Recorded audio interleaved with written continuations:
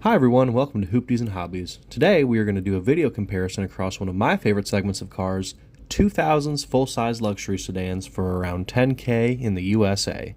Now most of these vehicles are at least a decade old and at this point are equally luxurious to a brand new Accord.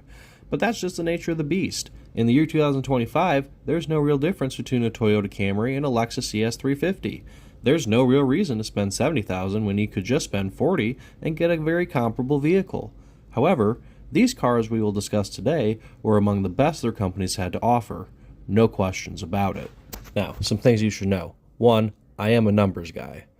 I don't care what specific leather your seats are, how convenient your cup holders are, or anything frilly like that. We are here to talk numbers, road presence, and what you can actually expect when driving the car. At the end of all my overviews, I will do a personal ranking for what luxury sedans I would actually want to buy. My ranking will be composed of the factual numbers such as miles per gallon, horsepower 0 to 60, and also more subjective numbers such as relative reliability and previously mentioned road presence. Friendly disclosure, I'm not saying you have to go out and buy any of these. It's an opinion piece on what vehicles I feel are the best in the segment, not a sales pitch. First on our list today is the third generation 2002 to 2009 Audi A8. Now, I said around $10K for a reason when I made this video. If you're looking to get into a nice Audi A8, you'll be looking at spending bare minimum $9,000, probably more in the $11,000 to $12,000 range. Now, when I say nice, I mean it doesn't look like someone let their kids draw on it with crayon. You could get 2,000 miles out of it before something goes wrong, and everything matches. It's a very low bar. Digressing, the A8, when new, came with a 4.2-liter V8 pumping out 350 horsepower, got you 14 miles per gallon in the city and 19 on the highway, and could even run 0 to 60 in under 6.5 seconds. Most of these had Audi's Quattro all-wheel drive paired to a 6-speed automatic, but I think if you really cheaped out, you could get one in front-wheel drive also with a 6-speed auto. While I wouldn't say they're overly reliable, I wouldn't say it's a turd either. As long as you and the people before you maintain it somewhat well, you should have a fairly reliable, albeit expensive to maintain, car. I'd give it a 6 out of 10 for relative reliability. I know I said I don't care about frills, but I do care about if the seats look comfortable, if the dash and center console don't look stupid, and whether or not I'd want to be seen getting out of the thing. As far as the A8 goes, it looks comfortable inside and strong on the outside. It may only be 17 feet long, but to me it has always looked at least 20. That said, it's still a little bubbly shaped, and I'd argue Audi as a whole didn't hit their design stride until 2010, and they were even further from it the earlier into the 2000s you go. So the exterior mercifully gets a 7 out of 10. The interior, as I said, looks comfortable, seats look nice, steering wheel looks nice, dash and radio unit look nice, center console isn't bad either, interior gets an 8. Moving on to number 2, we have the 2005 to 2010 4th and 5th generation BMW 7 Series. Out of the gate, both the 4th and 5th generation are fairly nice looking. I'd argue the 4th generation is a bit better looking, but I'd still give both an 8. Interior is much the same story. Very nice, comfortable looking seats, radio, dash, and center console looked like someone cared about designing well. In this case, however, I'd argue the interior of the 5th generation is nicer. Either way, still an 8 for both. As far as performance goes, BMW will never leave you hanging. In 2004, you could get a 4.4-liter V8 good for 325 horsepower, or for any year after 2005, you could get a 4.8-liter V8 good for 360 horsepower. Both will launch you from 0 to 60 in a hair under 6 seconds, and both are mated to a 6-speed auto in either rear-wheel drive or BMW's xDrive all-wheel drive system. Now, you could get a 6-liter V12, but this video is about vehicles you can buy for around $10K, and you're not getting that for $10K. And if you are, it's not going to be nice. Speaking of not nice, maintenance. Just run. Even if you're looking at a super well-maintained 7 Series, there is a good chance a scary and costly repair bill is lurking. And if you're looking at a poorly maintained one, we may as well just put this entry on a video called Luxury Sedans that may run after you've sunk twice their worth into them. That said, I'm giving it a relative reliability of 4 out of 10. Next is my personal favorite of the bunch, the 2006 to 2011 Cadillac DTS. Yes, it is front-wheel drive. Yes, it has a 4.6-liter V8 Northstar that only produces up to 290 horsepower. And yes, its 7-second or maybe even slower 0 to 60 is not remotely impressive, but man, does it mean business. Just look at this thing. Stunning. It's boxy, but angled. It's long, but not bulky. You could fit 5 people and all their luggage comfortably.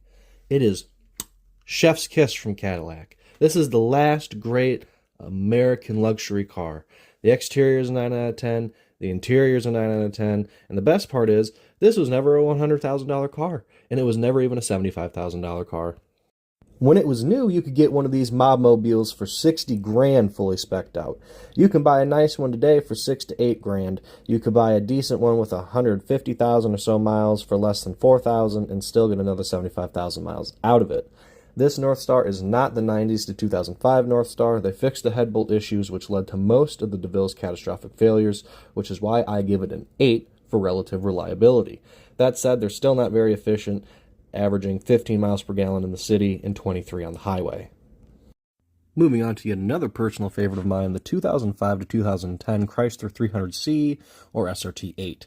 Now this is a pretty controversial car. A lot of people like to poke fun at owners and fans for it being a Section 8 Rolls Royce, and they're not necessarily wrong. That doesn't mean it's not a fun vehicle, however. The first generation Chrysler 300C has the universally known 5.7-liter Hemi V8 that pumped out 340 and later 360 horsepower to the rear wheels, but you could opt in for all-wheel drive after 2008, I believe. What Chrysler also ended up making was a 300 SRT8, equipped with a 6.1-liter V8 producing 425 horsepower, also to the rear wheels. While the 300C could do 0 to 60 in around 5.5 seconds, the 300 SRT8 could produce 0 to 60 sprints of under 5 seconds. Now, fuel efficiency, as you can imagine, is not that great. The 300C getting the same 15 and 23 as the DTS does, and the SRT8 getting 13 and 18. While the 5.7 is reliable, there are some issues, especially the dreaded Hemi knock. Overall, however, I'd give reliability a 7 out of 10. Much like every other car on this list, don't buy a bad one. You can get a nice 300C for around 6 to 8,000. You could also get a fairly nice SRT8 between 8 and 12,000. And now we get to the not so great, and it's that interior. Look, as someone who's owned a 300C, the seats are nice and that's about it. The center console, radio, and dash do not look well integrated. They aren't super high quality materials, and honestly, it just looks fairly bland besides the analog clock you get. 5 out of 10. Exterior, I like it. I don't care if you do. I think it gets a 7 out of 10. Transitioning now to perhaps the most infamous vehicle on our list, the Ford Crown Victoria / Lincoln Town Car / Mercury Grand Marquis / Mercury Marauder. We can just speed through this one, can't we? Panther platform, there's a ton of them, there's a ton of parts, and the things don't really break down that bad anyway. So out of the gate, relative reliability is a 10. That is the only car in this video to get a 10 in any category. It's also about the only thing I find redeeming about these vehicles, unless you're in a town car or a Marauder. While I can't say I wouldn't recommend buying a Crown Vic, I think you have to understand a few things. 1. There's a good chance these things have been pushed to their limit multiple times before you were even legally able to register a YouTube account. 2. There's also a good chance you'll want to take your blacklight to the back seat. Just saying. Beyond this, your back seat may be cloth and your front seat's leather, and that's not luxury. So back to the town car and Marauder. Regardless of what you want, you are getting a 4.6-liter V8 mated to a 4-speed auto and rear-wheel drive, and you will like it. The town car has maybe 240 or 250 horsepower and stumbles to 60 miles per hour in 7.5, maybe 8 seconds. The Marauder, with all 302 horsepower, is a hair faster at 7 seconds. Gas mileage is tolerable either way, 17 city, 26 on the highway. They aren't bad-looking cars, but they aren't great-looking either. I'd say 6 out of 10 exterior. All this in mind, I can confidently say if you're paying more than $6,500 for a Crown Vic, town car, or Marquis, you're getting robbed. I'd even argue if you're paying more than $8,000 for a Marauder, you're also getting robbed. On we go to the 2006 to 2011 Mercedes-Benz S550. If you don't know, you'll want to. This is what a luxury sedan should be. Mercedes decided to take everything great about automobiles and put it in this car. A 5.5-liter V8 pumping out 382 horsepower with rear-wheel drive or optional all-wheel drive, 7-speed automatic, and all of this will propel you to 60 miles an hour in around 5.5 seconds. It has comfortable seats, an interior that feels like home, and legroom for miles. Sure, it only gets 14 miles per gallon in the city and 21 on the highway, but you're not thinking about that. You're thinking about how many hundreds or even thousands of dollars it'll be to fix even the most minor thing that goes wrong. That said, they're not horribly unreliable, but they're not cheap to fix. Reliability, 5 out of 10. Exterior and interior are both 9 out of 10. No real debate.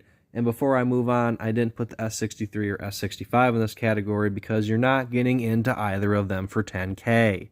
At least not a nice one. You'll be lucky to only pay $8 to $10K for a nice S550. On to the next, we have the 2006 to 2012 Toyota Avalon. And folks are going to take issue with this one too.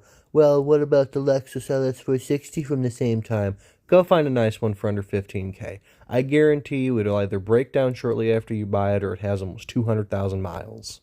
The LS460 are great luxury cars. I'd love to include them in this video. It'd probably make my top 3, but it's not very easy to find a nice one for $10K in my area, so unfortunately, we're left with the Avalon. Uninspiring would be my general description of this car. One of only 2 V6 entries on this list, the Avalon has a 3.5-liter 6-cylinder with 268 horsepower, front-wheel drive, and a 5- or 6-speed automatic, depending on what side of 2008 you buy on. It strolls to 60 miles per hour in about 7 seconds, gets 19 miles per gallon in the city, and 28 on the highway. You can pick a nice one up for about 8 to 10K. You can pick a not as nice one up for about 5 or 6K. Regardless, the exterior, like Toyota in general, is bland, 5 out of 10. The interior is fine, little ugly pre-2010, but fine, 6 out of 10. And it's a Toyota, so the reliability is a 9 out of 10. There are some electrical issues with this, as well as the LS460, but nothing that'll stop you for too long. While our brief vacation to Japan was nice, we are now headed back to Europe for our next vehicle. Instead of Germany, however, we are headed to Sweden. Here, we will find the Volvo S80. If you can get yourself into a 2006 to 2014 Volvo S80, I think you should. Purely from a numbers standpoint, it's an excellent luxury sedan. You could get a variety of engine options, all about equally as fuel efficient. You could get a 3.2-liter V6 for all these years that produces 235 horsepower and gets up to 19 in the city and 28 miles per gallon in the highway in 2010 plus models. 16 and 25 miles per gallon in pre-2010s. You could opt for a 4.4-liter V8 up until 2010 or so, which produced 311 horsepower at a fairly inefficient 15 city and 23 highway. After 2010, however, Volvo offered a turbocharged 3-liter 6-cylinder that pumped out 300 horsepower and gets 18 city and 25 highway. You could get the S80 in all-wheel drive, but front-wheel drive was standard, as was a 6-speed auto. The 4.4 is slightly slower to 60 miles per hour than the Turbo 6 is, taking 6.5 seconds to make the sprint, the Turbo 6 doing it in 6.3. The interior of these cars is also quite nice. In fact, I was surprised to see just how nice the interiors could be. 8 out of 10. These cars are prone to some transmission issues, most notably with the 4.4-liter V8, but overall reliability and crash safety is quite good. 8 out of 10. Oh, forgot to mention, most S80s are still nice, and you can find them for around $6,000 to $10,000. For the last entry of this video, we are headed back to Germany, the people's car, the Volkswagen Phaeton. There is nothing practical about this car, so I guess we'll start with the fun parts, the engines. Now, most people would order their Phaeton with a 4.2-liter V8 producing 335 horsepower, mated to a 6-speed automatic transmission with optional all-wheel drive, propelling you to 60 miles per hour in 6.3 seconds, while averaging 15 miles per gallon in the city and 21 on the highway. Some customers, however, would like to treat themselves. These customers ordered a Phaeton with a 6-liter W12 producing 444 horsepower, a 5-speed automatic, and all-wheel drive that would get them running at 60 miles per hour in 5.5 seconds. Unfortunately, this is where the greatness ends. The interior is very much still a VW with some fanciness thrown in. 6 out of 10. The exterior looks like a more dignified Passat, which relatively speaking is not a great look. 5 out of 10. Speaking of relative, the relative reliability is pretty poor too, especially with the W12. 4 out of 10. So, while you may be able to find one for $10K, man, look out. So here we are, the end. Ranking time. Starting with number 9, we just stopped talking about it. It is the VW Phaeton. I would not recommend buying one. I personally would not be interested unless I had a lot of mechanical knowledge and thousands upon thousands of dollars to throw at it, which if you're looking to buy a luxury car for $10K, you probably don't have. Number 8. Ford's Panther platform cars, which as nice as a town car is and as sporty as they tried to make the Marauder, The Crown Vic is just not what I would want for a luxury car. Maybe my first car in high school, but that's about it. I don't think of luxury when I think of these cars, aside from the town car, and I'm not grandpa enough for that. Number 7, the BMW 7 Series. Yet another example of, if I had endless money to throw at a car, I'd pick this one. They're beautiful and they're sporty, but I wouldn't recommend anyone on a budget to buy one. Number 6, I have the Toyota Avalon. It's just not really a luxury car in my eyes. It's a Toyota with a slightly pizzazzed up interior. I'm not saying that's a bad thing, but there's nothing overly amazing or wowing about this car either. I'd buy one, but not because it was my first choice. Number 5, the Chrysler 300C or SRT8. I personally rank this much higher, and you might rate it much lower, but the seats are comfortable and it's pretty quick and agile for a rectangle. As long as the radio works, I'm in heaven. And honestly, if Rolls-Royce didn't exist, you all would love it. It's like if anybody other than Ford made a 300 horsepower, 4-cylinder, rear-wheel drive sports car with an optional manual, enthusiasts would brick their pants. But since it bears the Mustang name, they don't like it. It's the same issue with the Mach-E, but these are different conversations. Number 4, the Audi A8. As long as you buy a nice one, it's a great car, looks the part, moves nimbly, not much bad to say. I'd buy one if I didn't think there were 3 vehicles you'd have a better time with. Which brings us to number 3, the Volvo S80.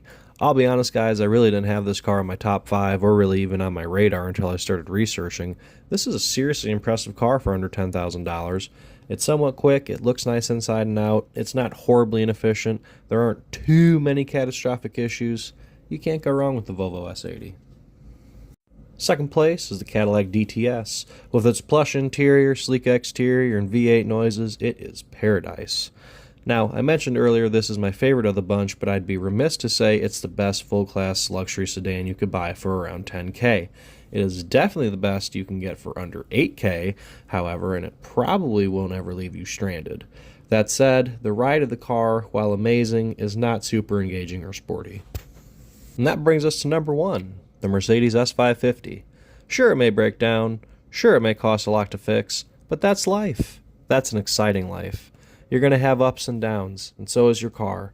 The best part is the S550 most likely won't take you all the way to rock bottom.